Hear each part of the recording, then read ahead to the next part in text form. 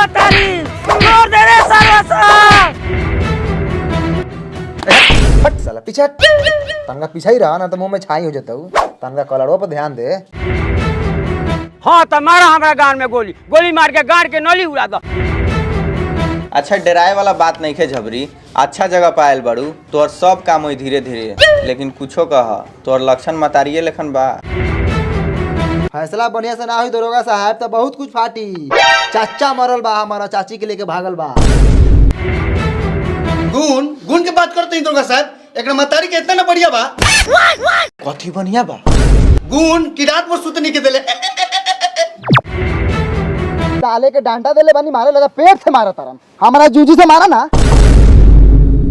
अरे छुदर महतो, एकरा आगे एक शब्द हमारा भाव के बारे में कुछ बोल देले तो तोहरा गान में फांसी लगा के चीर दे।